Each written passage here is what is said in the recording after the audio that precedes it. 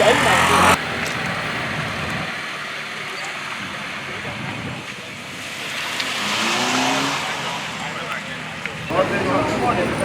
the money we spend to bring so you want to come and do it. So now you give us back. We were not given any notice. We only went for meeting on Friday, and it was abrupt. He just said, we were talking well. All of a sudden, they said that the minister has approved it, and they're coming for demolition. Trademore Estate, there are already reports. The minister needs to look through that report and look at the areas where government needs to intervene. These are the things we are asking. Demolition should be last option. Between option A, B, C to Z, Z shouldn't be the first. Demolition for me is the Z. So the minister should look at A, B, C up to Y before it comes to Z. There are families at a minimum of 5 family members in a house at a situation like this, in a Nigeria like this. Where do you want them to go in 48 hours? It's pathetic, it's painful, it's worth shedding tears. We shouldn't do things like we would say we do it in Nigeria. This is Nigeria. Nobody cares, nobody bothers. Whether the people dies, it doesn't matter. There should be something called empathy. Empathy means that you feel the pain the next person is feeling. We are already going through gruesome economic pain. We are going through hardship that this economy, this government or whatever at cost. But however, you must put human face to situation. I think it's not true that what we're giving them is just 48 hours. All of you are aware of the issue of flooding around the Trademore estate and so many of problems attached to houses built on floodplains at the Trademore estate here. We have been on it for, I think, about 2 to 3 years now. Many buildings there we are marked. We assess the situation and discover that there is the need to actually free up the area around Trademore and save lives. Most of the things we talk about that involve Trademore is about saving lives. It's about flooding. It's not about the issue of giving you. If we said, okay, we have marked buildings before for removal and we are coming to this point now to actually say, let's give you a final marking, that can be 24, that can be referred to as 48 hours marking. And the main thing we must all understand here, flood will not give you 1 hour. The day the cloud is darkened, the day the cloud releases the rain, it falls down and the flood comes and life is taken again at that area.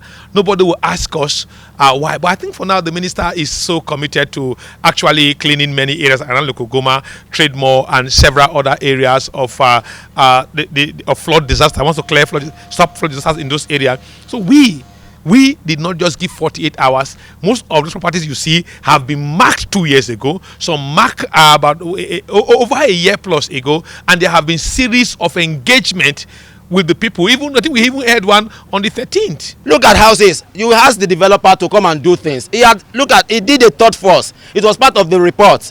We don't exonerate the developer. We are not exonerating him. But however, we say that if you check his work, has he done the things you ask him to do? If there is a pass mark, then give it to him and do yours. Have government done theirs? No, there's no pass mark. The ecology road, the road that was done by ecology, at the gate of phase 2 there, they did a very shoddy job. They made the water flow from up that way down to our gates, and there is no enough passable channel for it. And when the water comes, it starts building up to Trademore Avenue. That is what affects the houses in even the police station. Then we said that it is government that did that job. We cannot tamper government's job.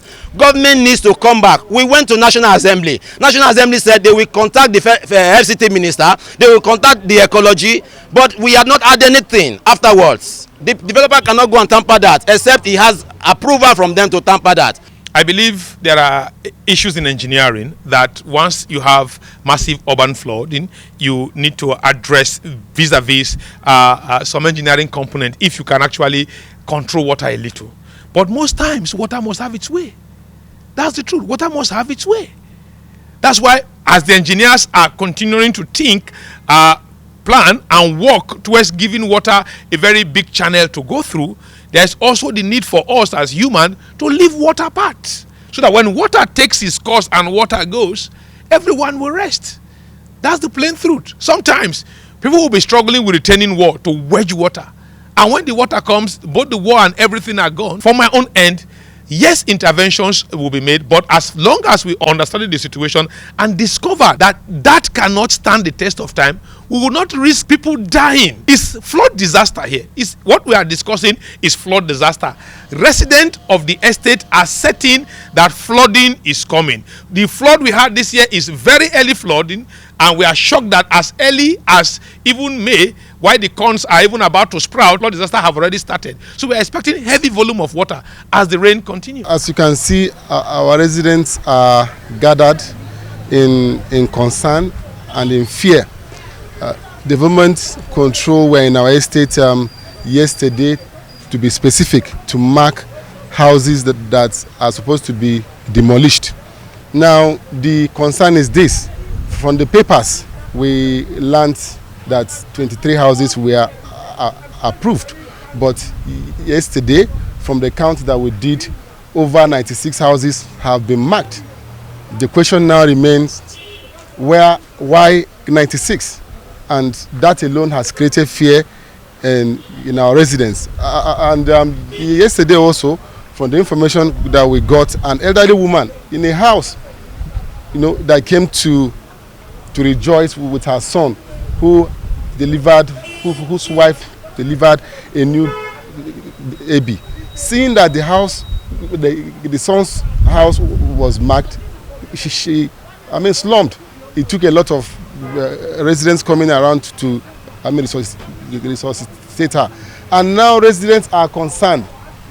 The FCTA minister said 23, and now we're having above 96. And we also learned that more houses will still be marked for demolition, and that has created a lot of fear and concern, to our residents.